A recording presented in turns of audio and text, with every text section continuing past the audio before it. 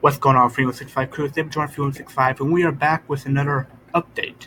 Now, if you remember the last video, I talked about the whole Minilad aka Crank Thompson, and Terroriser drama that happened. Well, apparently Terroriser had, this is an update there to that because Terroriser had a response to it.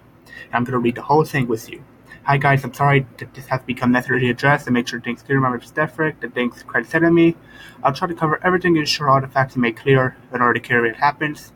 I don't have no problem with stating anything because my conscience clear was running back.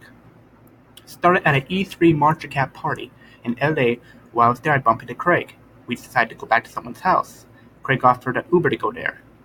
Tyler made a joke about Craig's Ferrari and thinking all was fun. I joined in on the same joke. I was sitting in front of Craig, so I couldn't tell if he was bothered by the joke, which is based off the quotes, and an NBC quote about a local rugby team in town he sponsored. When he arrived at the house, people rushed in the bathroom. I made a joke which had let's pee in the pool. I ran back to the pool and pulled my pants down and pretended to pee. That night continued. Normally, later on, Craig would have sent his girlfriend alone.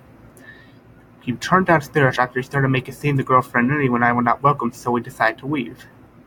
We ordered an Uber, said goodbye, and went home. The previous day, we had a group text and chat.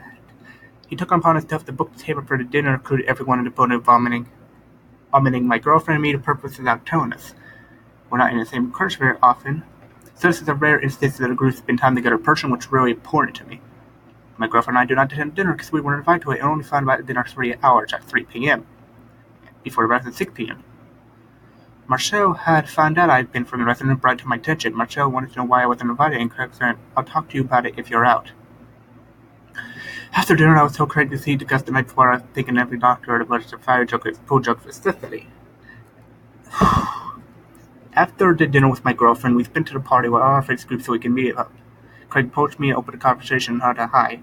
I stopped immediately speaking. I was so upset when he handled things up to the point where he laughed and said hi. I felt a serious issue to him. I said, I'm going to talk to you like a man and say things right to your face and not pat back there but me. If you have problems with things I said on night, all you need to do is talk to me directly about it, and I would happily popularize. I meant no mention of the jokes that I made and couldn't kiss me this far. So I was a good space I couldn't get her. I have so much going on my mind now. We have all things in our life. But Brian, once I finished Craig goodbye with, but Brian, my dog just died. I replied, Craig, my dad died, but doesn't give me a right to take my frustration out personal graveness with consequences to my actions. I can tell what's going on in your brain. No one can. I can't tell. Unless you tell me about your personal issues, I gotta tell you you have sense with the jokes.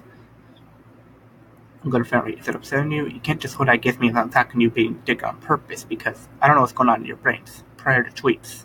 I feel this part is making it easy for this when I was caught in the ground because of my mental state. Having to say something that really hurts because I wouldn't say anything like that to you or anyone if I really appreciate you reacting to a treat. I continue to say that the main reason the joke I put last session is finally being an event where all our friends came in one together. This was the one night everyone to a group of friends were in Las Vegas together and answered some people to go home and took away from because you weren't willing to talk properly with me this morning face to face. If I had known I would accept you or insult you accidentally, I would apologize completely. I never meant to offend you by texting anyone the night before behind my back playing dealer's goods with selfish and really hurting. Because it was one thing I truly excited for, to have time with all together as a group. I ended it, that's okay, I want to say everything, have a good night, and just leave me alone. He said, okay. Stay and I made fun of him to stay without orders and stop the conversation. You didn't end my conversation. You didn't say much, I never said. It's so sad you're sucked up to the head and can't catch a joke anymore. That never left my lips, and 100% refute that question entirely.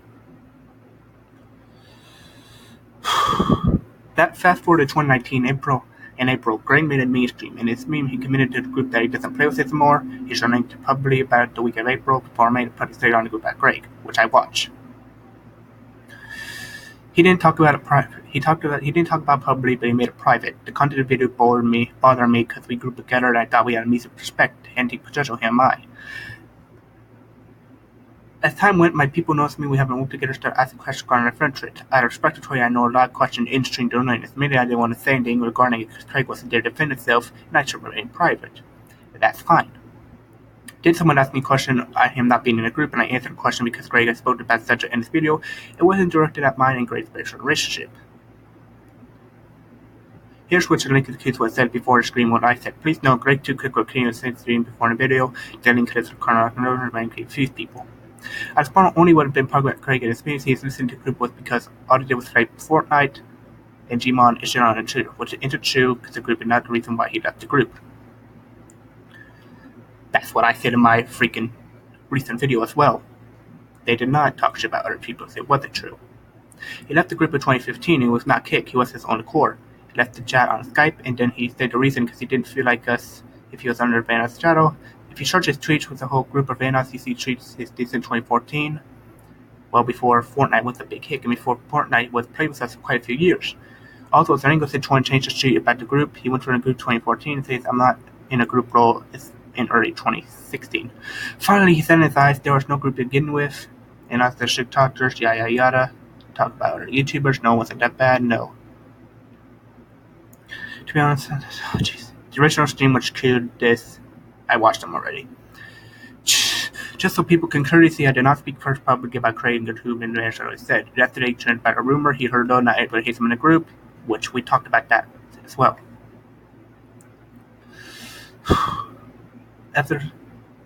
Which makes no sense to me, it's just a rumor that the attention he gave one in any way. He mentioned how I was the one making it look out to our way. I never accused him of hating anyone or anyone in the group, but Jakiri still hangs with people within the group, which is true.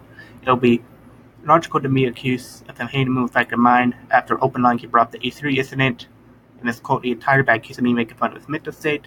He did not make of it. Why would I get some sick enjoyment when you're going through stuff I just dealt with my own personal issues? When your dog died, I helped you arrive at the booth. Remember that? And he gave you on spiritually with the father's passing as well. We sat in the stock group for a booth, eating a Subway sandwich. I listened and talk. One day I go make fun of your residents after that, my friend. Craig told Josh and me, if Brian wants to fix things, all you have to do is come and apologize. But from Gray's message, I wasn't aware of his actions that were impacting me.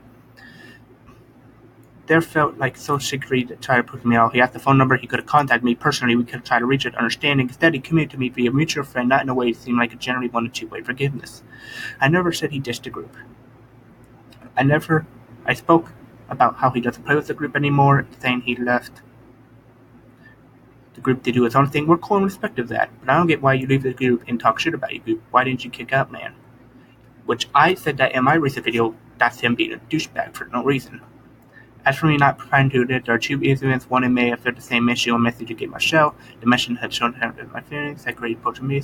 He sent me these same tires, which again begs the question why I keep things hating people to goose when you're feeling tired in this case, which is true, he's still hanging out with him. I felt this was encouraged and rightfully so. His friends crashed the things to move on. He took the advice and mentioned me didn't seem like it's a hard fit division.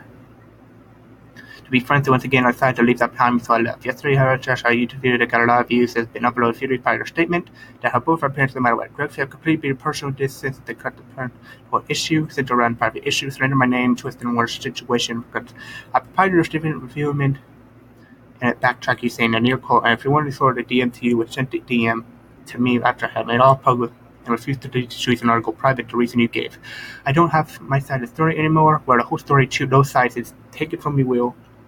I have nothing to hide, and I have clear conscience of the situation. It's important that take this route. It is unfair to a large audience who clearly support us both equally. You fail to think of the never pursuit that will give the mental health code, which is plain wrong. Like I always say this, I wish you the best, and your tour of evidence, but friendship won't be the same. With that being said, as time passes, we have a chance to speak to each other face to face and not over internet. I am be open to have at least things from friendly between us, and please say you've been more with us, both sides, even people tell me go fuck yourself, which I did not do that. I mean it. Thank you for watching videos, showing content. Without limits, make mistakes, move forward the best. There will be contact, best drama on the way. XSX, Brian Michael Hamley. Now I agree with Terroriser said, and I'm on both sides. I love these two YouTubers, and I had no problem with them, and I'm not gonna get in drama. And I know it sounds stupid for me making these videos, but I feel like everyone needs to know about this. And he even said there's no problem with sharing this. I'm not trying to be a dick to Greg, but all this stuff you accused him of was kind of fucked up. Like, the stuff he did was kind of fucked up. I don't hate you for that, it's still fucked up. And reading all this, I'm not taking any signs, but he is right about this. But that's all for you, Side Crew. Bye, have a beautiful time, and as always, don't forget to put those gloves on. You're in for a fight.